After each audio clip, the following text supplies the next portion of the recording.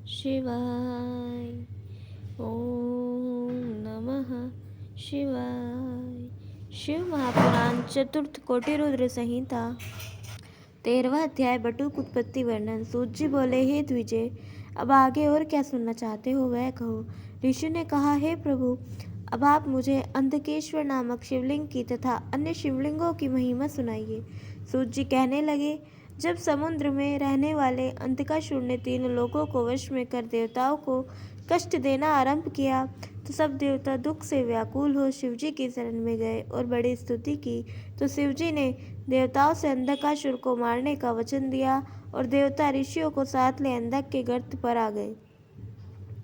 अंधक अपने गर्त से निकलकर उनसे युद्ध करने लगा। दारुण युद्ध हुआ, परंतु शिवजी की कृपा से देवता बलवान हो गए थे, जिसने उन्हें अंधक को मार भगाया। अंधक भागकर अपने गर्त पर आया। यहाँ शिवजी ने त्रिशूल उठा उसका छेदन कर दिया। दैत्य ने सत्य भाव धारण कर शिवजी की स्तुति कर उनकी वहीं स्थिरता मांगी।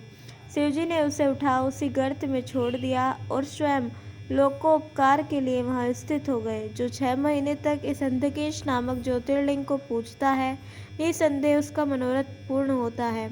इतनी कथा सुनकर ऋषि ने पूछा, हे महाव्रत, देवचक्र किसे कहते हैं और उसका क्या कार्य है? लोक कल्याण की दृष्टि से इस तत्व को मुझे समझाइए। सूची कहने लगे, दधीची नामक एक बड़ा ही शिव भक्त ब्राह्मण था, जिसके एक पुत्र और पुत्रवधू भी थी, परंतु पुत्रवधू दुष्ट कुल की थी और उसका नाम दुकूला था। एक समय जब जाति के संयोग से दधीची को दूसरे ग्राम में जाकर रहना पड़ा, तो उस गांव वालों ने उस पुत्र और पुत्रवधू को अन्यत्र जाने पर बाध्य किया। वे दोनों दूसरे ग्राम को चले गए। दधीची के उस पुत्र का नाम सुदर्शन था और वह सदैव शिवजी की पूजा किया करता था। एक समय जब शिवरात्रि का दिन आया तो सबने शिवजी का व्रत किया और सुदर्शन शिवजी की पूजा कर घर आया। घर में जाकर शिवरात्रि में उसने अपनी स्त्री के साथ संभोग किया और प्रातः बिना स्नान किए ही जाकर फिर शिवजी की पूजा कर दी। इससे शिवजी ने असंतुष्ट होकर उसे जड़ हो जाने का शाप दिया और कहा कि अब तू मेरे स्पर्श का अधिकारी नहीं है। इतने में श्रेष्ठ दधीची ग्रामांतर से वहां आ गई और पुत्र के प्रति शंकर का श्राप सुनकर दुख से रोने लगी। वे उनके सुख के लिए भक्ति पूर्वक पार्वती जी की पूजा करने लगे।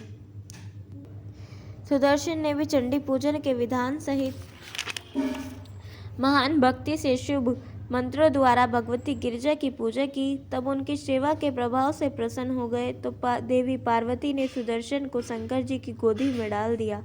शिवजी ने भी प्रसन्न होकर उसे अपना अधिकारी बनाया और कहा कि अब तुम गोल तिलक लगाया करो तथा मुझ पर जो कुछ चढ़ाए हो उसे ग्रहण करो। पहले मेरी सेवा फिर अपना कार्य, इस प्रकार करने से तुम्हारा कल्याण होगा।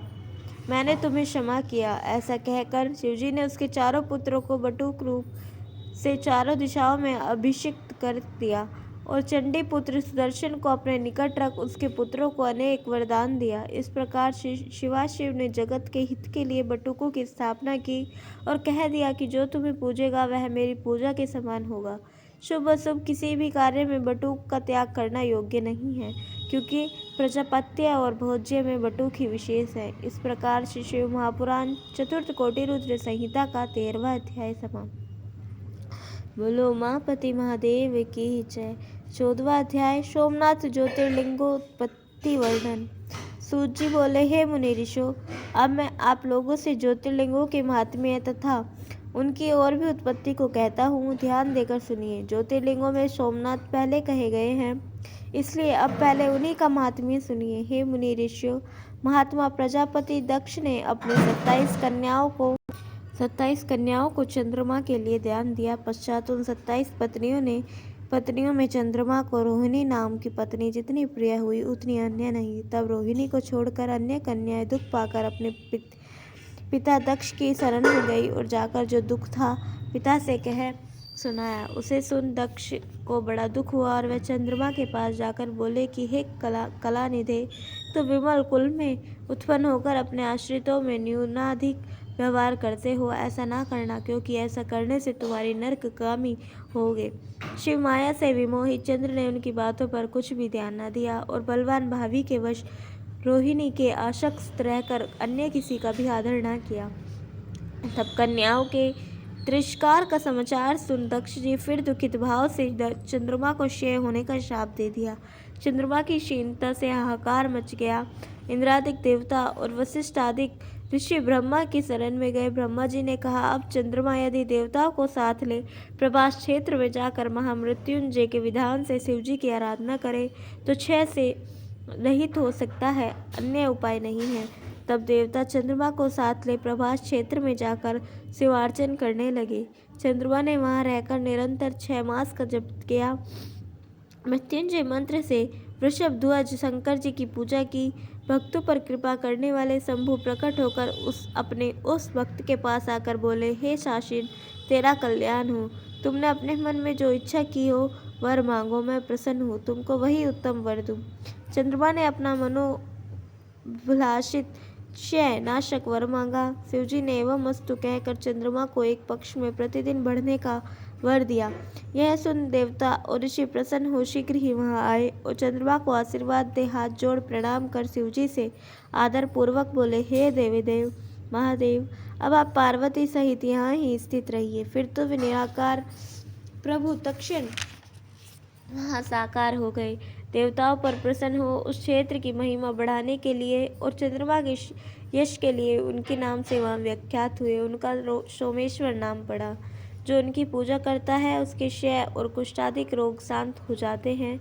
देवताओं ने उनके ही नाम से वहाँ एक कुंड की भी स्थापना की। यदि कोई निरंतर 6 मास तक इस कुंड में स्नान करता है तो उसके क्षय आदि असाध्य रोग नष्ट हो जाते हैं तथा जो इस सोमनाथ लिंग के दर्शन करता है वह सब पापों से मुक्त हो मनोभिलाषित फल प्राप्त कर मरने पर स्वर्ग जाता है।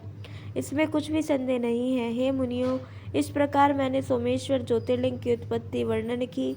जो मनुष्य इनकी उत्पत्ति को सुनता है उसकी सब कामनाएं पूर्ण होती है तथा वह सब पापों से मुक्त हो जाता है। इस प्रकार श्री शिव महापुराण चतुर्थ कोटिरूप संहिता का 14वां अध्याय समाप्त।